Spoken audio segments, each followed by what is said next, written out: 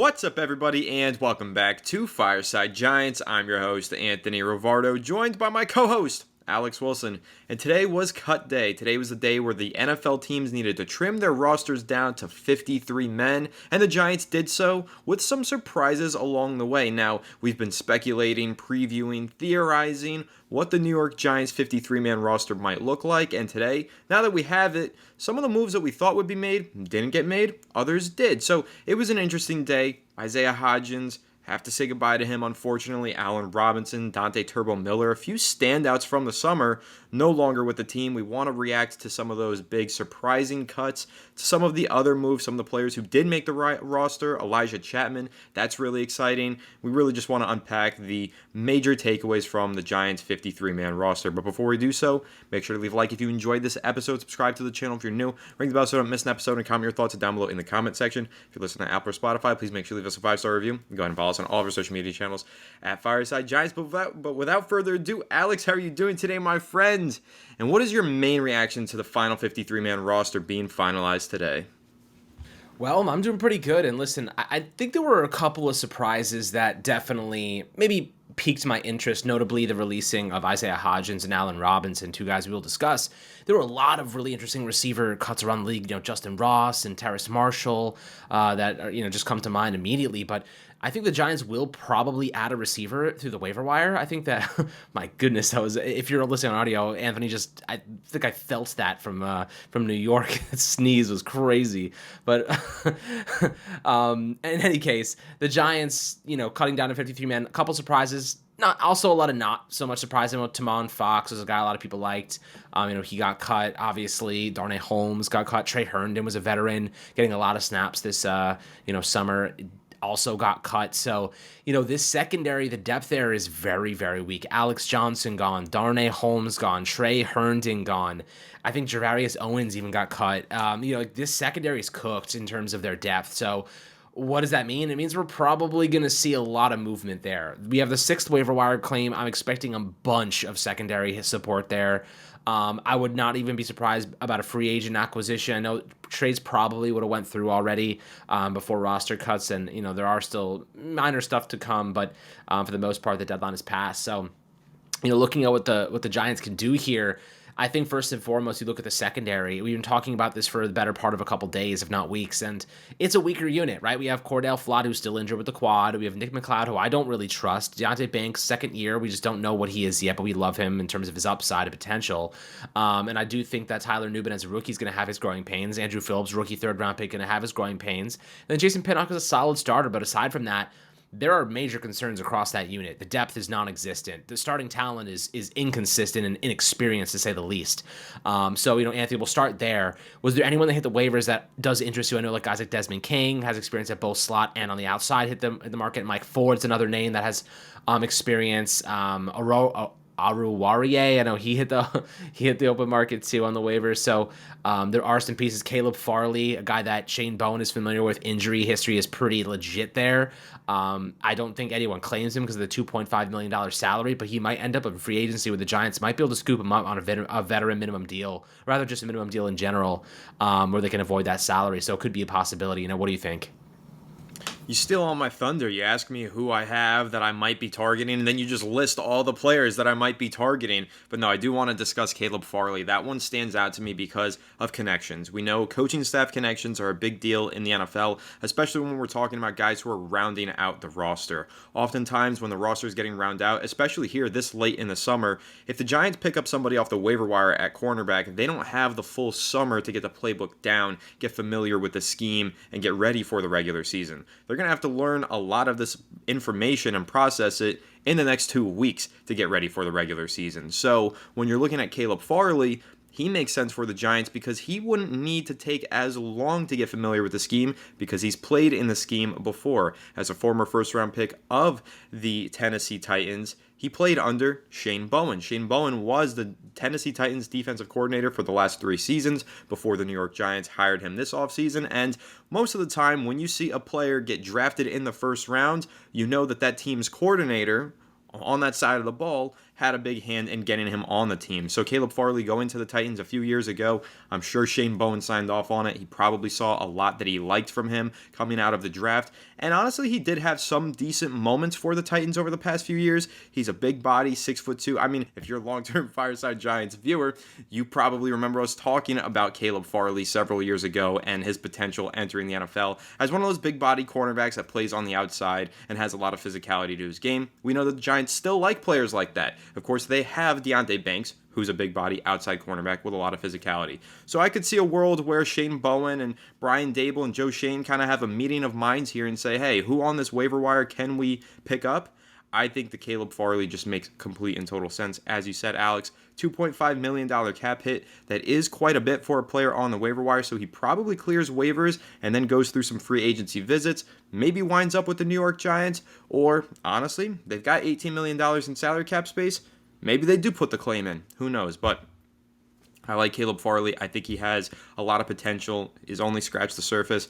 I really just think it's been a bad couple of years there with injuries and some bad breaks and off the field with Caleb Farley and all that kind of stuff. So I just think that a change of scenery might be exactly what he needs. And I do think the Giants are going to be active trying to find a cornerback on the waiver wire tomorrow. I believe the waiver wire claims begin at noon tomorrow. Like you said, Giants 6th on the priority list. Desmond King, another cornerback that interests me. But Alex, if you had your pick of the litter here, if you could take any of these cornerbacks and say, that's the one that I want off the waiver wire, would it be Farley or would it be somebody else?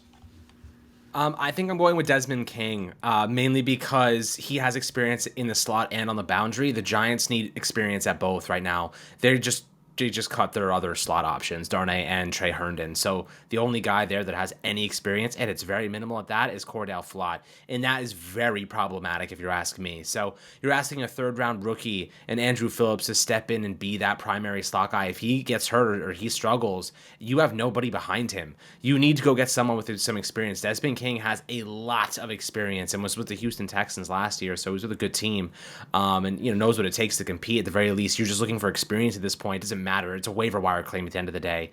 You're not going to get like elite level performance. You're going to get average at best. You're lucky if you get average performance off the waiver wire. So I'd be going after a guy like Desmond King personally because he can play both positions and he gives you a little bit of that versatility. And that will be a good asset for someone like Shane Bowen, who right now is trying to piece together the depth of this team in a CB2. They haven't named Nick McLeod as the starting CB2 just yet, so I think there's another move coming. If I were the Giants, I'd be signing a free agent tomorrow and waiver claiming a guy like Desmond Ridder tomorrow. So, you add in some experience, guy who can be at least competent, two guys that can be competent at different positions there, so that's kind of where I sit in this equation. But, looking at the receiver situation, Anthony, we were talking right before the podcast started about the Denver Broncos having a very weak receiver unit. Well, they just cut Tim Patrick. Really interesting one there. He's had his injury, history in the past. Is there anyone in the receiver room that you're like, replace Hodgins? I know Hodgins is a little bit slower. It was a good red zone target, but I think they're like, we're not looking for that. We're looking for, they got Theo Johnson as that big body. I got Neighbors, obviously.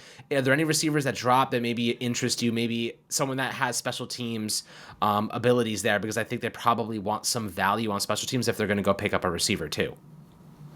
I don't think they're going to pick up a wide receiver, and I'll kind of unpack this whole wide receiver situation for the Giants and explain why I feel that way. But first of all, I do want to give my take on the Giants cutting Isaiah Hodgins.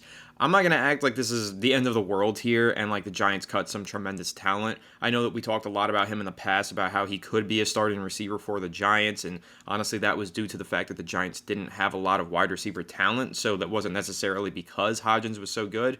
Obviously, we all remember that 2022 to 23 postseason run. It was magical. It was an awesome time to be a Giants fan, and as an Isaiah Hodgins fan in particular, had a few touchdowns, had a standout performance versus the Vikings in the wild card round. All of those things true. The reason that I'm upset about Isaiah Hodgins getting cut has nothing to do with any of that. It has nothing to do with really how good of a receiver he is. It has to do with the fact that he is easily the Giants' best run-blocking wide receiver. And I don't think that's something to underestimate. That is pretty important. Right now, they've got Malik Neighbors, who is not really a great run blocker. Darius Slayton is okay. Wan'Dale Robinson does not contribute as a run blocker at all. Jalen Hyatt doesn't either. Bryce Ford Wheaton made this roster. I guess he kind of maybe contributes as a run blocker, definitely contributes on special teams. But generally speaking, Giants want to rush outside of the numbers.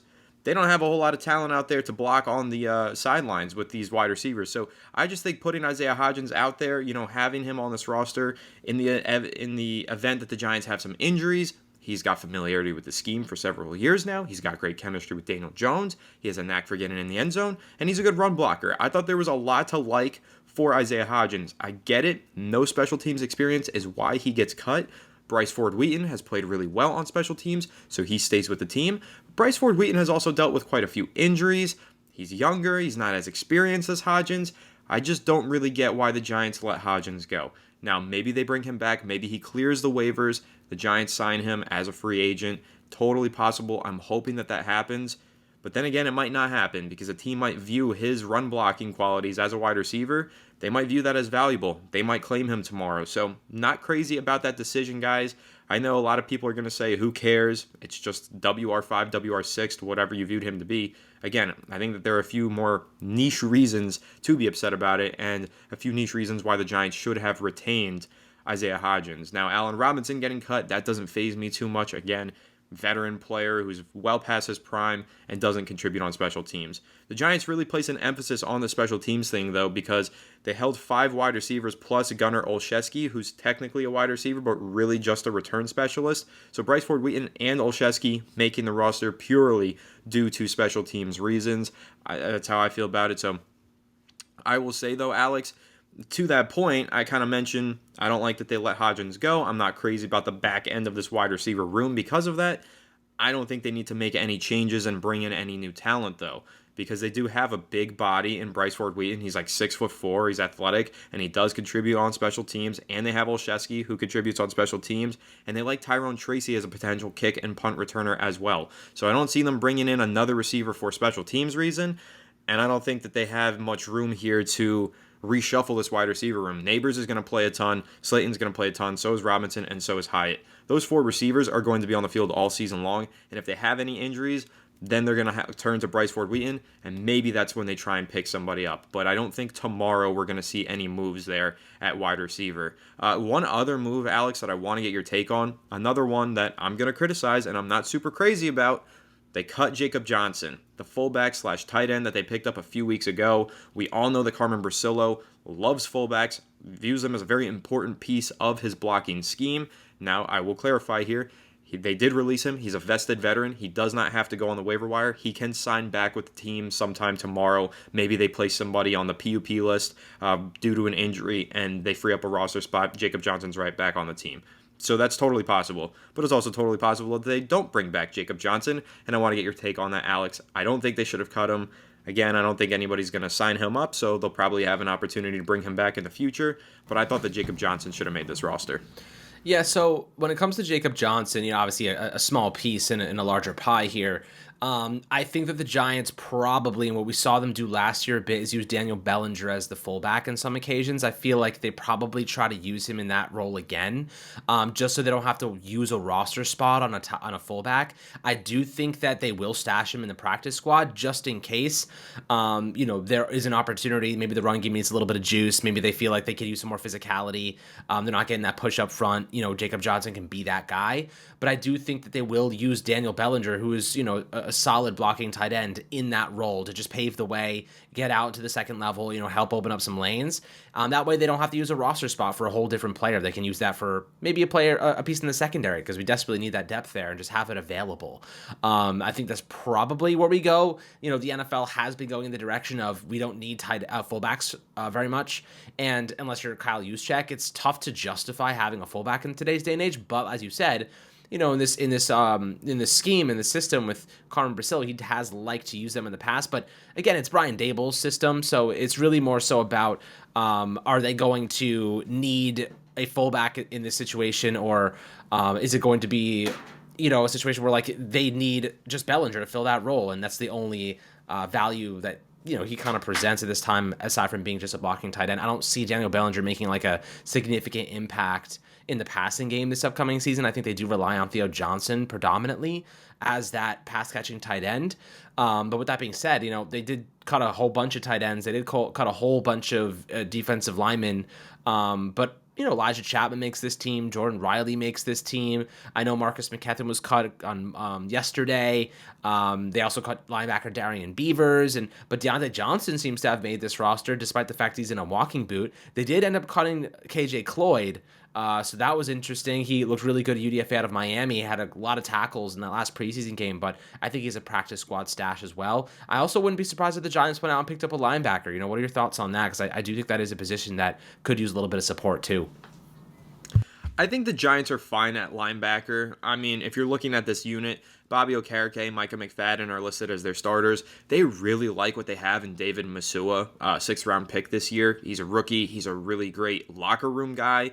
They have a lot of faith in him. They still have Carter Coughlin on this roster. He primarily contributes on special teams, but years ago when he was a rookie, he had some decent moments at linebacker. He can do that. Deontay Johnson, like you said, in a walking boot. I imagine he's going to get placed on one of those injured lists to free up a roster spot tomorrow for somebody on a waiver wire claim. I think that's probably your number one candidate who sticks on this roster, but isn't on the 53 tomorrow just due to an injury. And then Matthew Adams, they also have him. So the Giants have, 6 linebackers on their roster right now. I don't see them adding any support there, making any changes other than maybe placing somebody on an injured list. Again, they really like David Masua and Carter Coughlin. And you also have to keep in mind, they have Isaiah Simmons listed as a cornerback. So it depends on how you view Isaiah Simmons, whether you view him as a cornerback, safety, or linebacker, or all three. But you could argue that the Giants have 7 linebackers on their roster right now. So you do make a good point. They're a little bit banged up in that position. They did put KJ Cloyd on that, hopefully on their practice squad. They're hoping to see him clear waivers and put him there. But just generally speaking, they've got a lot of bodies at that position. I don't see them adding any more. In fact, I was a little surprised that they only have Banks, Phillips, McLeod, Hawkins, and Fly, and then I guess Isaiah Simmons as well at cornerback. And then they only have 3 safeties on the roster of Pinnock, Nubin, and Belton. They cut Alex Johnson, undrafted free agent that was making a lot of plays this summer. I could see them adding more players to the secondary, definitely prioritizing that over linebacker. Whether those are starting quality players or backups, I do think they need a backup in that safety room with Pinnock, Nubin, and Belton, all expected to play a high volume of snaps. They don't have a backup in there behind those 3. I think you can probably see them sacrifice one linebacker, bring in one safety, rather than wide receiver or linebacker, like you mentioned, as some potential addition areas. Also, Austin Schlottman, we didn't hear a lot about him. He's a guard who made this roster. I could see him being another one of those players that gets cut tomorrow as a corresponding move to a waiver wire claim. So, yeah, you look at this roster, and this is the initial 53. As we always say, the final 53 is never final. It's always fluid, and it's forever changing from now until the end of the regular season and even into the postseason if the Giants make it that far. But I do think you can look at this roster, the 53 guys on it, and identify a few players that might end up being cut tomorrow. Jordan Riley is another one that I would throw out there. They've got Dexter Lawrence, Elijah Chapman, Rakeem Nunez-Roches, and DJ Davidson, rather. Jordan Riley might end up being an odd man out there. He could get released. They bring in more support at a greater position of need. So I think what the Giants have done here, to Joe Schoen's credit, they've done a good job of keeping some of those back end of the roster players that, sure, they'd like to have around, but they don't need. So they kept those guys on the roster and they trimmed the rest of the fat so that they can be really active on the waiver wire tomorrow. So the Giants last year, or rather 2 seasons ago, didn't have the most activity on the waiver wire because they had made the postseason following the 2022 year. So yeah, that was last year it was. But I could see them being a lot more active this year around because they're only 6th on the waiver wire claim priority. They have a lot of different positions that they need to fill in terms of depth. I think tomorrow is going to be a busy day for the Giants. I think you and I are going to be typing frivolously for the website, and I think we're going to be recording maybe even more than one episode on Fireside Giants, so everybody stay tuned to that. So I do think a lot of roster moves are coming, and honestly, Alex, it's Joe Schoen. Can we put it past him? No. He's probably going to make a trade tomorrow, I would assume. Absolutely. I think there are going to be some interesting moves, and we'll be obviously keeping tabs throughout the day. But as you said, they could use a little bit of depth at safety as well. That entire secondary, man, cornerback, safety, whatever, they could use the help. And on the offensive line, we needed some offensive tackle depth. We talked about Tyree Phillips yesterday as a potential solution. And he's a free agent, probably a veteran minimum deal, drawing a little bit of interest around the league. I do think that he has experience with the Giants, knows what it's like to play at MetLife, competent pass protector. He's had a couple of games, as you said yesterday, that were better than Evan Neal performed. And I think that, this team needs competency, especially if one of those tackles gets hurt, has to go down, or has to miss some time, knock on wood. We at least have something that can step in and offer competent pass protection. Now, Tyree Phillips has not practiced in a while. He's been working and rehabilitating from that quad injury he sustained in week 17 of last year. But at this point, we just need anything that will help. We need something that we can say, all right, at least we have experience there. Right now, behind offensive tackle, it's tough. I think that one of those roster spots could go to a guy like that. Like, that's something I would swap like a Jacob Johnson for, like depth at offensive tackle. Like, I would use a roster spot for something like that. And then just like kind of use Daniel Bellinger as like a competent fullback. So that's something that I would consider doing. But, Tommy Cutlets makes the roster. I'm pretty sure you're happy about that. Do you think that they're going to make any changes at the quarterback position? Right now, I think they probably stick with what they have. They probably trust that, they want guys that know the playbook, want guys that know they can at least go in there and like know what's going on, know the verbiage, know the terminology. So like, I understand that. But there are some decent quarterbacks that were cut today. And I know they're looking to trade Jameis Winston and Huntley. There's a couple guys that I know Mike White got cut. There's some interesting names out there. I don't know if you have any interest in those, or you think that the Giants probably stick with what they have. I think they probably are going to do just that because, look, if Daniel Jones goes down, I mean, our season's probably cooked anyway, just like any team in their starting quarterback. Once your starter goes down, the probability of winning decreases exponentially. So I'm people rushing to the comments right now. I think we'd be better off winning without Daniel Jones. I know it's funny. I know that it's coming right now in the comments, but with that being said, most teams, starter goes down, things deteriorate. So I think that it doesn't really matter. I think they probably just stick with what they have. Yeah, if team captain Daniel Jones does go down this season, it's going to be ugly in the comment section of every Fireside Giants episode. So I don't even want to think of that right now. I just want to live in peace and harmony right now where we're all just reacting to the 53-man roster. And, of course, I got to give my take on Tommy DeVito.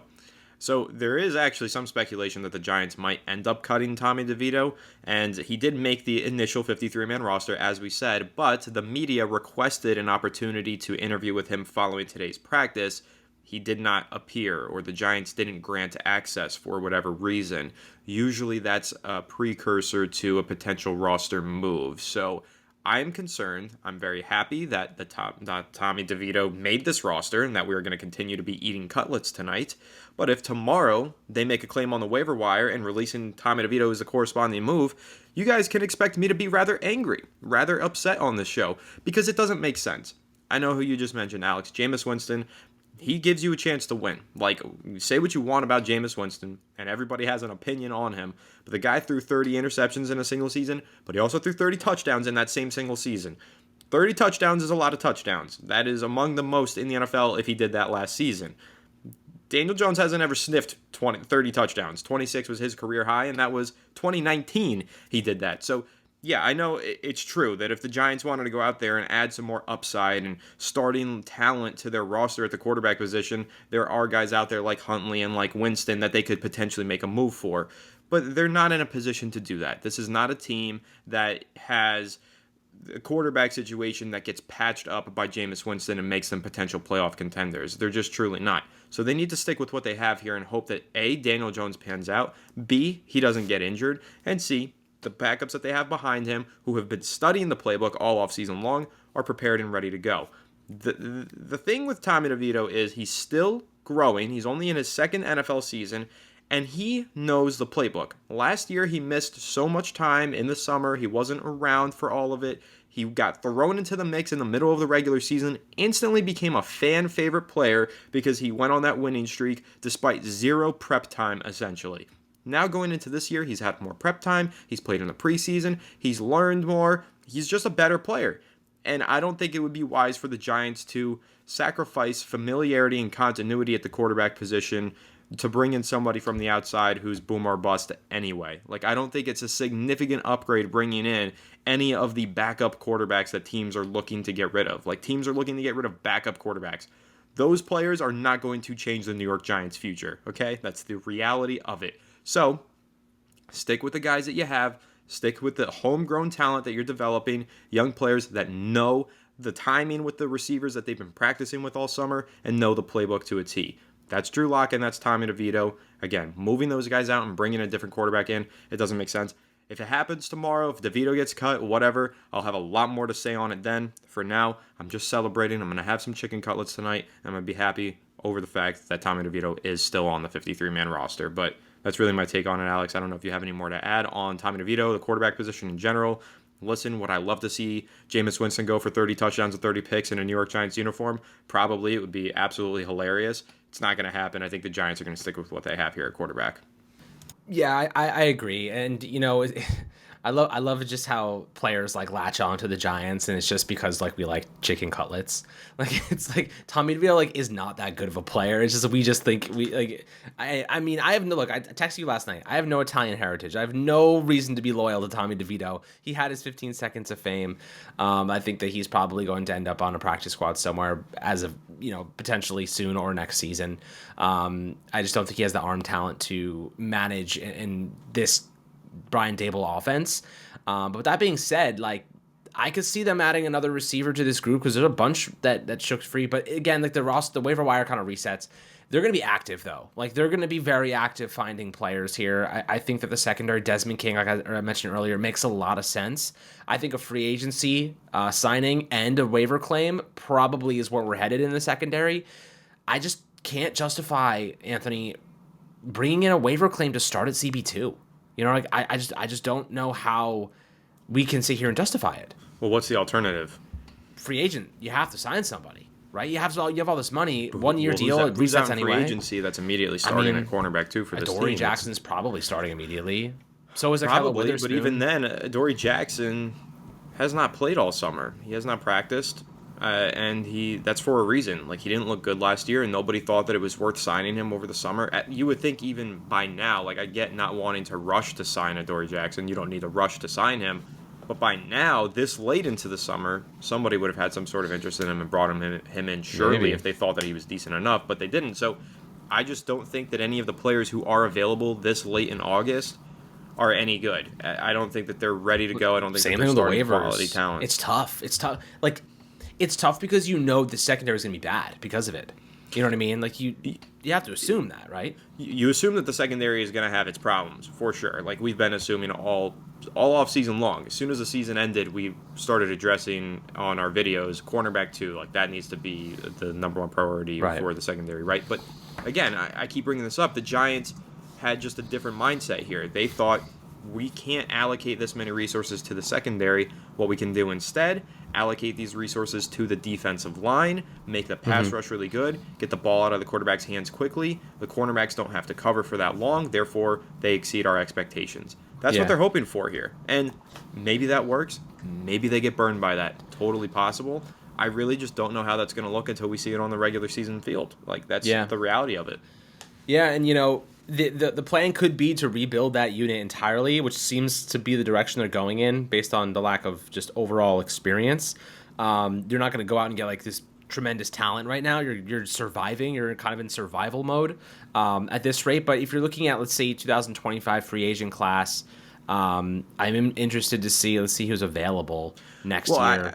I'll just throw this out there if we're looking ahead to next year at cornerback.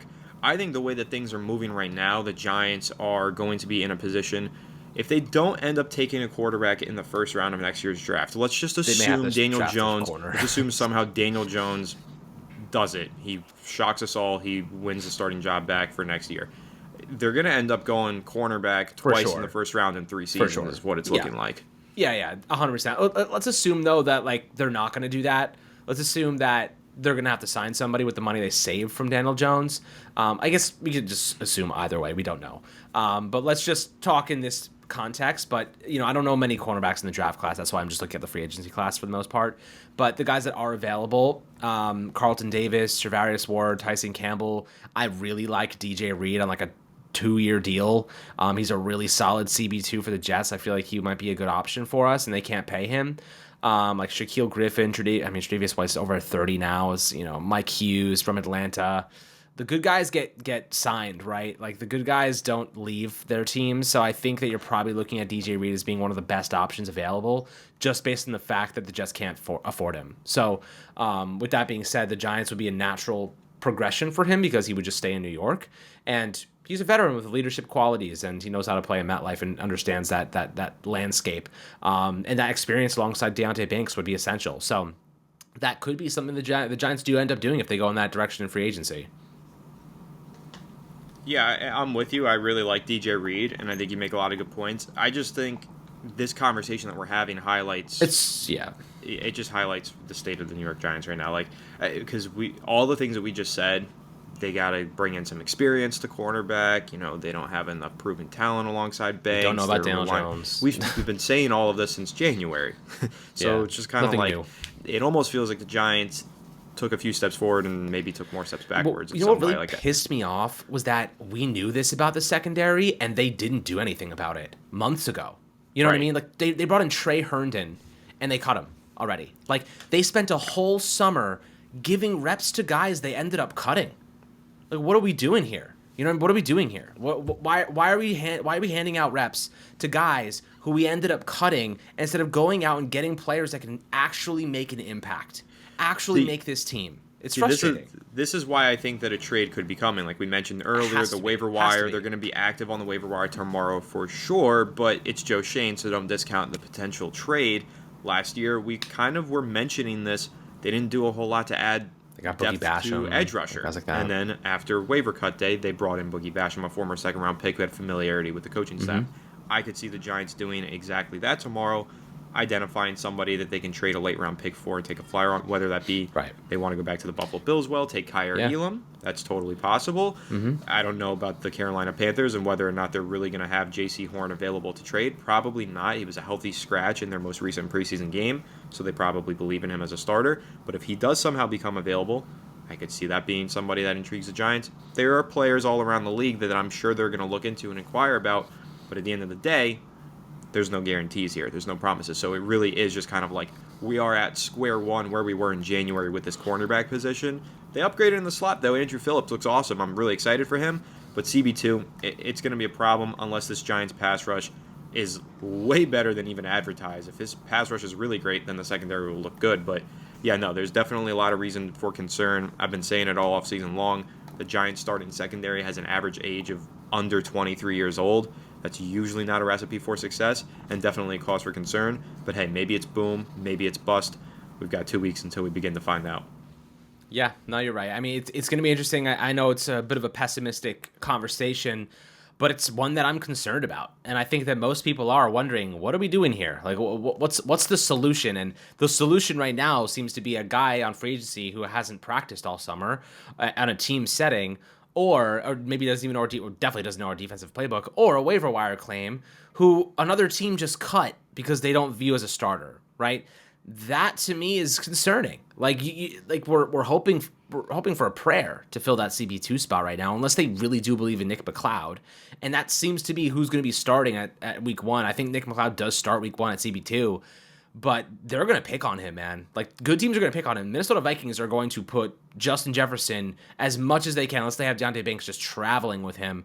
But you can't stop Justin Jefferson, man. He's got like a foot in height on Deontay Banks. And so it's like, you know, his wingspan is ridiculous. So it's going to be tough to stop that passing, even with Sam Darnold as quarterback. It's going to be tough to stop. You have a rookie in Tyler Nubin prowling the defensive backfield. He's going to have his lapses in judgment.